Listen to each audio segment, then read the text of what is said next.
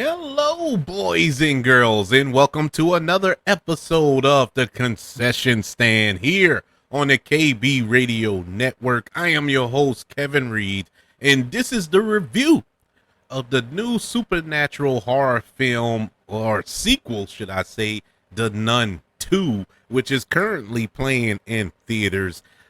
I must say right off the bat that I was a little hesitant about The Nun II because I was kind of let down with The Nun, which came out in 2018. I had high hopes for that movie. I thought it was going to be scary. And it really wasn't scary, it didn't have that same horror feel as the Conjuring films, and which is what this character comes from. This is the ninth installment of the Conjuring franchise. It's hard to believe that the Conjuring has a cinematic universe. It has 9 films in this universe, and this is the ninth one. And the Nun, coming off of the Conjuring 2, man, because the Conjuring 2 was just fire. The first two, the Conjuring and the Conjuring 2 were fire. But part 2 really brought it to another level, and the inclusion of the Nun in that film was just freaky. And of course, that was directed by James Wan, who is a horror master. It didn't really come as a surprise for it to be such a well-made horror film. Now, The Nun, which came, like I said, came out in 2018. It was a good movie. Don't get me wrong; it was well made. It just wasn't scary. The character in The Conjuring 2 was very frightening, very scary, very menacing, and you just didn't get that in The Nun. And so we fast forward to this year, The Nun 2. I was like, I don't know. I don't know if I really want to check out The Nun 2. And so, didn't have anything else better to do. So I decided to check it out. And I must say, I was pleasantly surprised. I thought this was a major upgrade from the original film. This is the rare sequel that was better than the original. I could say that. Is it the greatest horror film I ever seen? No. But it had all of the scares that you would, want out of a horror film. Not just the last 10 minutes of it, but the whole film, from beginning to end, there were scares throughout. And that was a breath of fresh air, because modern horror films, they're not really horror films. You get your little showdown at the end of the film, and that's about it. You get little dumb jump scares that you can set your watch to throughout the movie, and that's about it. It's pretty much a dud after that. Occasionally you get some good ones. I will say this year, 2023 has been a great year for horror. And I know I'm going off the reservation here, but there's been some really good films horrorized this year. And this added to that. Like I was saying, this is a scary movie from beginning to end. It is a mixture of supernatural and slasher in a way. It had elements of slasher films. And for those who don't know what slasher films, we're talking Friday the 13th, Nightmare on Elm Street, Halloween. Those are slasher films, and it had that kind of new element to it, along with a possession film, and it really touched in on a lot. It really added to the lore of this character, and I really, really was captivated by it. This film is directed by Michael Shives, who previously directed 2 other films in the Conjuring universe, The Curse of La Llorona, which came out in 2019, and also The Conjuring, The Devil Made Me Do It, which came out in 2021. And so this is his third foray, also his third film in the universe. And talking about upgrading, I think this director is upgrading. You know, the curse of uh what I said, Lana Lerona was decent, you know, but it wasn't great. It was all right. But The Conjuring the Devil Made Me Do It was better. You know, it was the weaker of the Conjuring films, but it was better than The Curse, you know. And this film, The Nun, was even better than that. I really loved his direction here. The way he used dark atmosphere, you know, the shadows and you know the creepy vibes that he tone that he set in this film was just top notch, great, perfect in my eyes.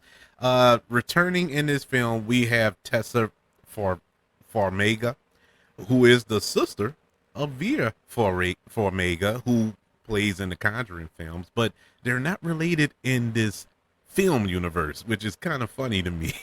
But they are sisters in real life.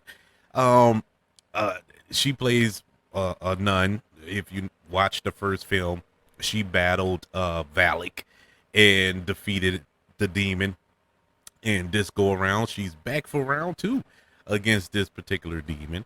And there's more to her character. There's more backstory to her, and you know why she has these visions, and why she is the way she is ultimately, and why she is chosen for this particular mission. And did it in such a short period of time, should I say, setting up her backstory. I thought that was well done, very, very efficient in time use there.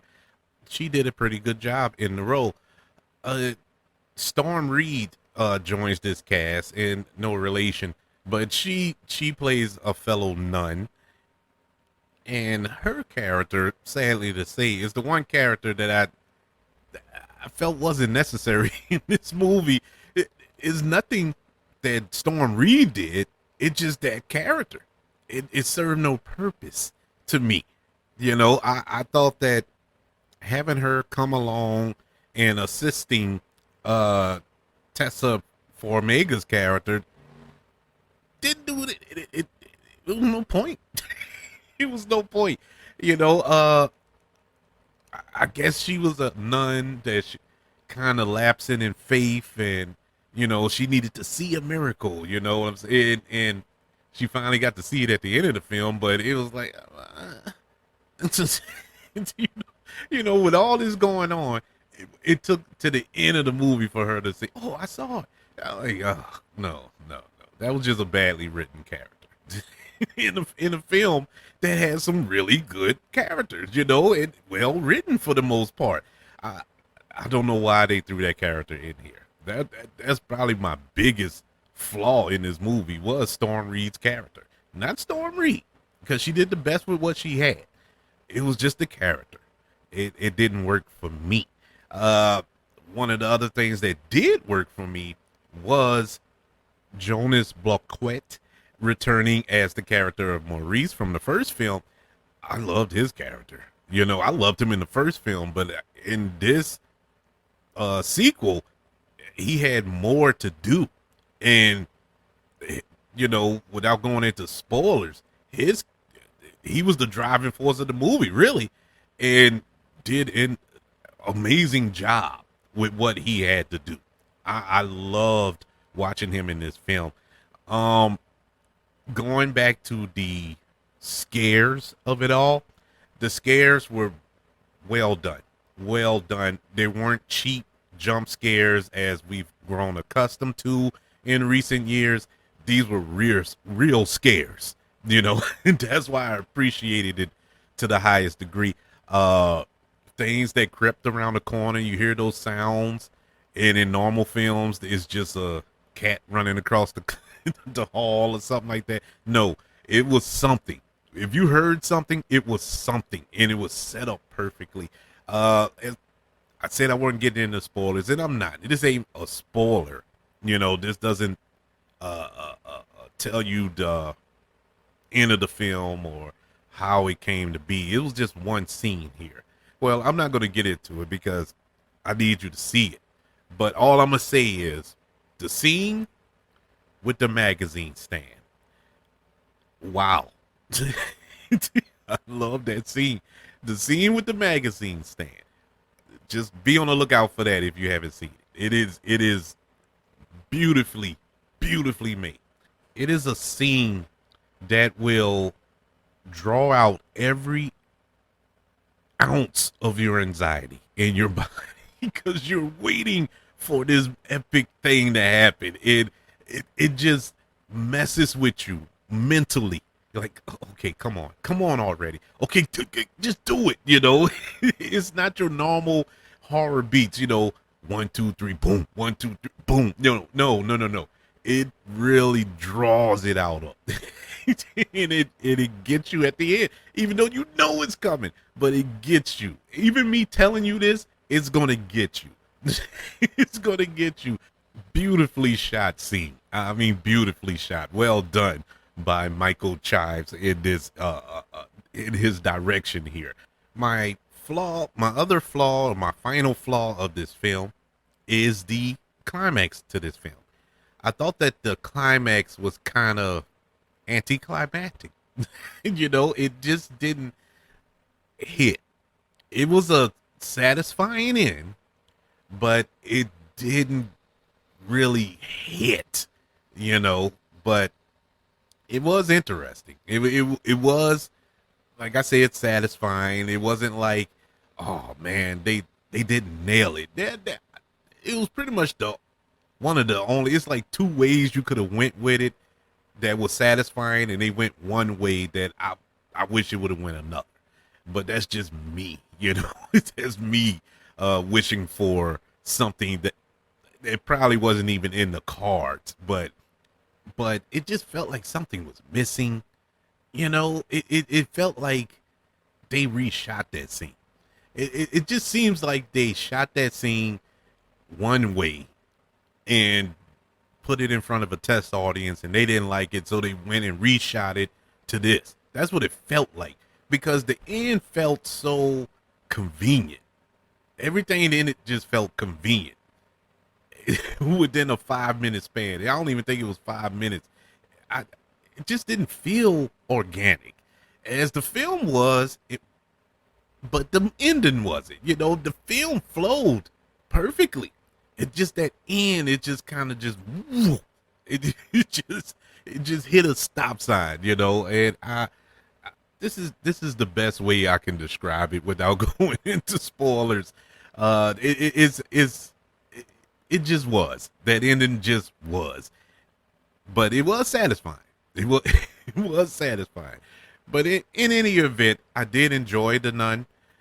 Do I need to see a Nun 3? No, I don't. No, I don't. To be honest with you, didn't need to see a Nun 2. But it was an enjoyable film. And around this time of the year, we're fastly approaching Halloween. I think this is a good film to come out. Going into this horror season, if you will. This is a good appetizer to kind of wet your whistle getting prepared for Halloween season. I give The Nun 2, which is currently in theaters, a letter grade of a B-. I think it was a pretty good horror film. Really, really good. It was definitely better than the first one. And not as good as The Conjuring 2. It kind of falls in that middle area.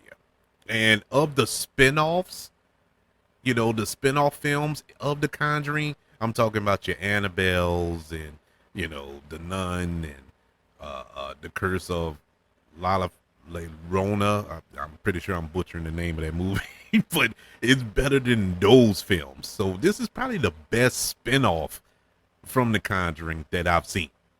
And that's pretty good company to be in. But I would like to know, what did you think of The Nun 2? Or have you not checked it out yet? You're still on the fence with it. I would like to know. Email the show, kbradiopodcast@gmail.com. You can also look me up on all social media platforms. Just look up the KB Radio Network. If You're listening on Apple Podcasts, Spotify, iHeartRadio. Don't forget about the 5 stars, the reviews, and sharing this show. Also, YouTube. Don't forget to subscribe to the KB Radio Network channel and like this video if you don't mind. Everybody, thank you for joining me for this review of Warner Brothers' new horror film, The Nun II. Can't wait to speak to you on the next go around. Want you all to know that I love you. Continue to love everybody. And until we speak again, you all be blessed.